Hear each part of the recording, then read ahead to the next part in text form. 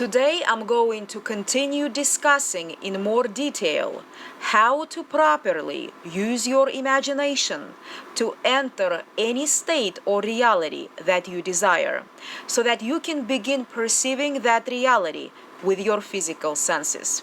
First of all states or realities already exist within you right now. So everything that you desire to experience is already contained within you, ready for you to occupy it and experience it. In fact, whatever you desire is already a fact in another reality, or it has already been created and has already happened.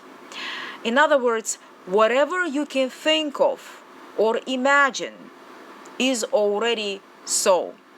So your only job to be able to perceive any given reality with your physical senses is to enter it in your imagination and activate it.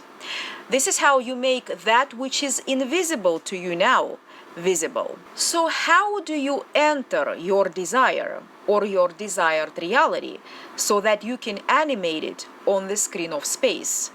You enter it by thinking from that reality. Since what you want has already happened, your only job is to mentally adjust to the reality in which it is already so, and you mentally adjust to that reality by thinking from that reality until the feeling of being there becomes so natural to you that you feel internally satisfied, as if you are already there. Think of all the infinite realities which already exist right now, but they are frozen until you as an awareness enter one of them and activate it. So the key here is to enter any given reality in your imagination and make it feel natural or as something that has already happened.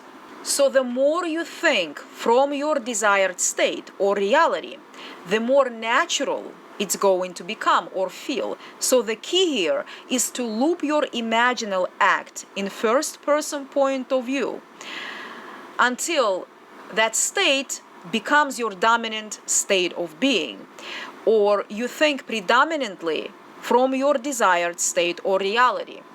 Now, when I say to enter your desired reality, who is the one entering it? It's not your physical body. You are not entering it physically. It's the invisible you. Your consciousness or imagination is the one entering any given reality. You are not your physical body. Your physical body is simply the manifestation of the form you have assumed yourself to be. In other words, you as God, or your awareness, or consciousness, became this physical body by becoming aware of being it, but you are not it. Your true body is invisible, and it is this invisible body, which is your consciousness or your imagination, that needs to enter your desired reality and prepare it for your physical self by viewing the world from that state or reality and making it feel natural so that it can be objectified on the screen of space. Here is the quote by Neville Goddard on who you truly are. God is all imagination, and God is man, spiritual man, not the garment of skin he wears. Therefore, man is all imagination. The whole world in which we live is a world of imagination. Everyone can become what he or she desires to be. Yet the real being is invisible, and you see only its manifestation. For God is spirit. Therefore, man is spirit. And when we speak of spirit, we mean imagining. In one of his lectures called The North of the Strip, Neville Goddard shared the story of a lady who used her imagination to sell her house. Here is the story. The lady says, A year ago, my husband decided to sell our home. I did not concern myself about it, for I knew from vast experience, having sold 2 and bought 2, that my home could not be sold until I stopped mentally sleeping in it. But I allowed him to exercise his right to sell it, for it is our home. For 4 months, several real estate operators tried to sell it. It was not sold, and they gave up. Soon after that, we decided we would sell the house and get a bigger one, really 2 units under one roof, so that my mother and my aunt could stay with us and there would be only one tax bill. I decided he was right, and then I began to sleep in imagination in the area of West Hollywood, and I slept there for 4 successive nights. On the 5th day, my husband stopped in to see a friend and met a stranger who wanted a home in the hills, and he brought him back to see our house.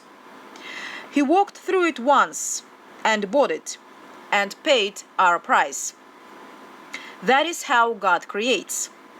That is how you create, if you know who you are, for you are God. The whole vast world on the outside is dead, and man makes it alive. I know from my mystical experiences, I know that when I freeze an activity within me, it freezes on the outside. And when I started it again within me, it started. This lady did not sell the first house until she had stopped sleeping in it. I say you can be what you want to be, and you need no preparation other than your desire. This lady was a better agent than the real estate man who could not sell her house in 4 months, and she kept the 5%. She wanted to do so, and she did it, because she is all imagination. But you will not know it until you prove it, as she did. I tell her there is nothing impossible to her, and there is nothing impossible to you. For God became man, that man may become God. God is the only actor. God alone acts in all existing beings and men. If you react, that is the passive or negative side, called Satan. But if you act, that is called God or Christ. If I go home tonight and conceive a sin that implies the fulfillment of my dream, and then lose myself in it, I know that no power in the world can stop it from coming into being. So you are already wherever you are in your imagination, because your true body is not your physical body that everyone can see, but the invisible one that you can place anywhere in this world.